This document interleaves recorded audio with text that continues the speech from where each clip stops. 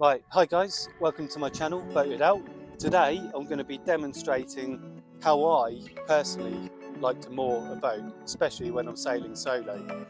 We've got a couple of different scenarios to cover.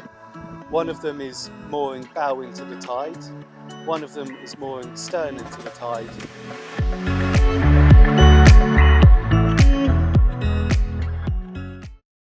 So currently the wind is blowing us onshore, so we are currently on a lee shore, and the tide, we've got a couple of knots of tide moving this way. So I've attached a bow spring which will run all the way back to the cockpit, ready to use when I approach the pontoon. I've also got a bow line attached, and I've also got a stern line attached. So we've got the tide coming this way. We're going to make our approach into the tide and secure the boat to the mooring. You want to almost lose most of your way when making this approach, and we'll essentially stem the tide a couple of meters off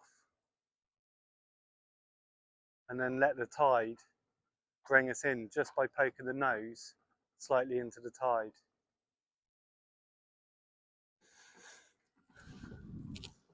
I've got a loop in my spring, and all I've got to do is drop that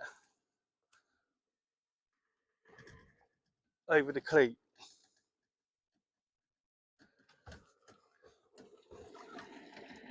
We'll put a little bit of power on, and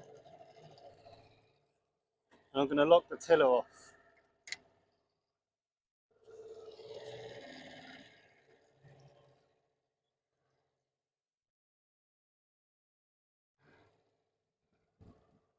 And as I say, we've got a couple of knots of tide. I can sit here for as long as I want, make a little plan about what lines I'm going to attach. So the first one I'm going to attach is the bow line. And the great thing about doing this is that you don't have to leave the boat. So I wouldn't say we're fully secured to the mooring, but I want to have at least one line fully secured before I step off the boat, just in case something does happen.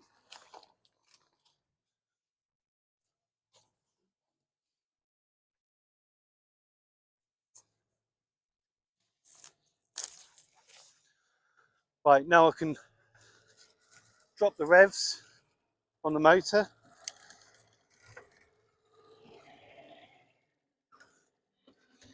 Put it in neutral. Then I can get my stern line on by using the lasso technique. Don't have far to throw it.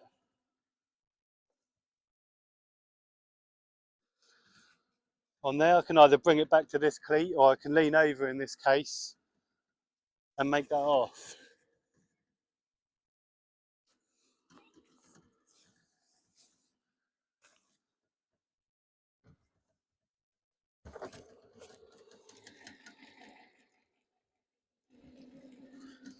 So now at this stage, I'm confident that the boat is fully secured to the mooring. If I was to step off, the boat isn't able to go anywhere. So I can tension the bow line a bit and get my springs on and pack up. So I'll pull away from here in the reverse order that I came on. So to pull away from the pontoon, I want to have the bow into the tide, and I've got my bow spring running back here and looped around the cleat down here, and I've currently got the bow line attached. So the first thing I'm going to do, I've locked the tiller off with the tiller pilot. I'm going to put the motor in forwards, and we're going to drive into the bow spring.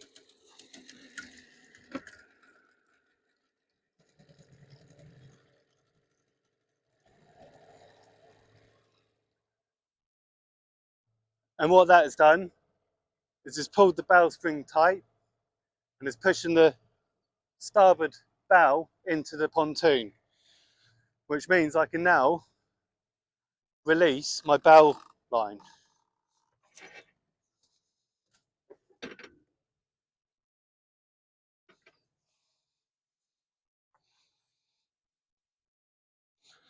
I'll coil that up on there, ready for next time I approach the pontoon.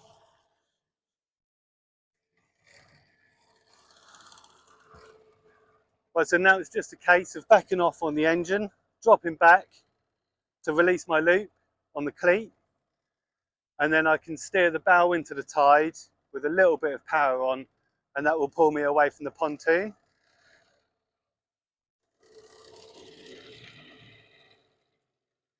I'll take it off the tiller pilot as well because I can do this.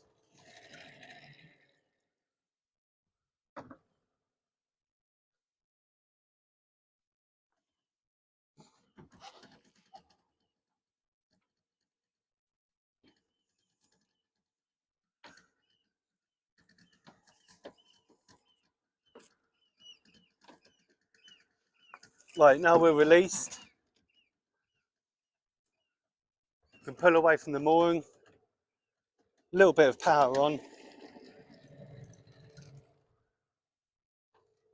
And if I decide that I want to change my mind, that's no problem to get back onto the pontoon because we're not being carried away by the tide.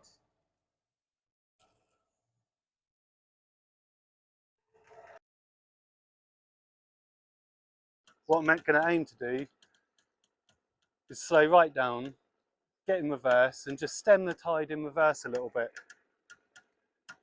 And then I'm going to close the gap between myself and the pontoon. So I'll get it in reverse now.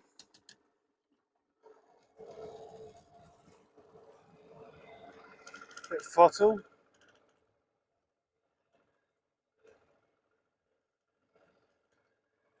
I've got my stern line on my rear cleat.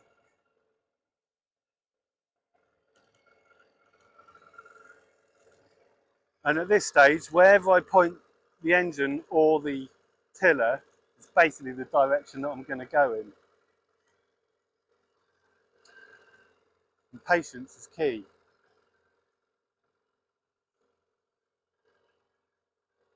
I'm slowly making way in reverse. And I'm going to start trying to close that gap.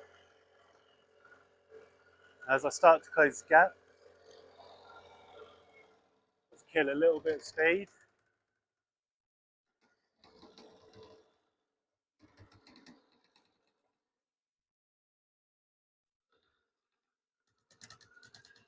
Just slowly walk it over.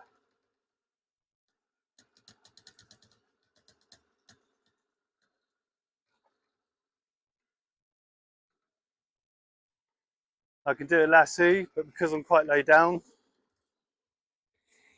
I'll just lean over and make that off. Like so. Pop it in neutral. And I should sit here quite happily just on the stern line, which means I can now attach my bow line, my springs, and have a bit of an organise. So one of the things I see quite often is when you're in this situation where your stern is facing into the tide, and I see it all the time where people will go to leave the mooring and they just go forwards. And the problem with that is you haven't got an escape route. So if something goes wrong or you change your mind or whatever, you want to abort the manoeuvre, you're pretty much scuppered and you're most likely going to end up on the boat that's moored next to you and you're not going to be very popular. So what I'm going to do now is I'm going to demonstrate how I would leave the pontoon in a stern. So I've just got the stern line attached and I'm just going to pop it in reverse and back out into the river very slowly, and we're not steering too much. And as I go, I'm going to whip off the stern line.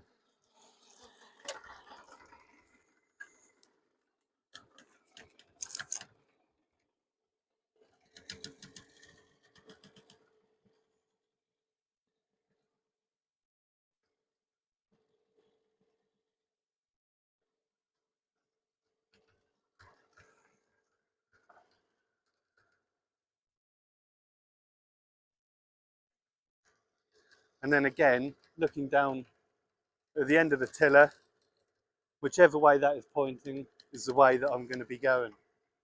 What you want to watch out for in this situation is if you steer too hard, the tide will catch the stern and you'll no longer be able to steer directly into the tide. So I could do a bit of a demonstration on that. Once the tide catches the stern, you get to the point of no return.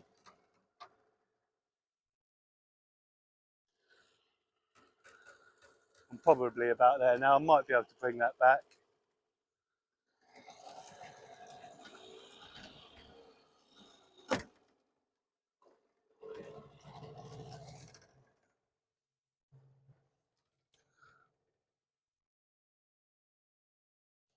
So it takes a little while before you get your steering back. There we go, I've got it back now.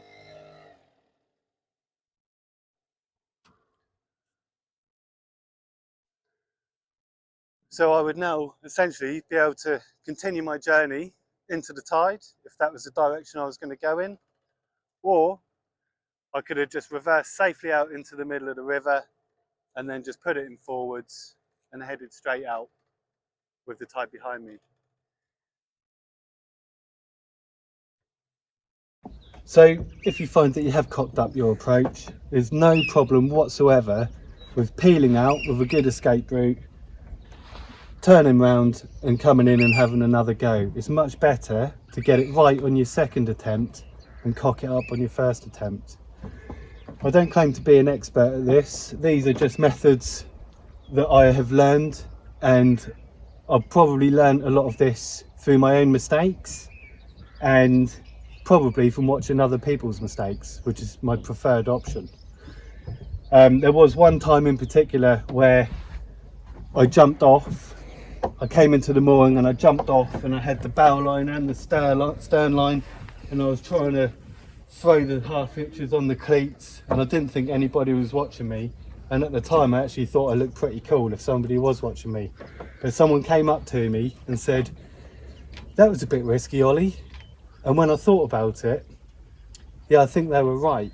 I was able to have a little think about what this person said to me and try and understand what they meant by saying it was a little bit risky without them actually giving me the lecture about it. And what I learned from that and what I adopted from that was that the rule on board my boat is that nobody gets off until you've got at least one line fully secured, because quite often you see people jumping off and then mooring up and the boat is still underway, and I've actually seen people go overboard in this situation, and I've actually pulled people out of the river in this situation. So my advice to anybody is to try and do things as slow and as collected and calmly as possible in a controlled, thoroughly planned manner. And if you do it that way, you should never really get into a difficult situation. But inevitably, difficult situations do come about. And if you've got yourself to be able to deal with these situations in a calm way, then it gives you more of a chance to be able to resolve the situations when they do occur. So that's pretty much it. I hope you enjoyed this little video, and if you found it useful, or if you've got any insights into how you moor that might help me out, please leave a comment in the comments below. And yeah, happy boating and safe boating. Thanks guys.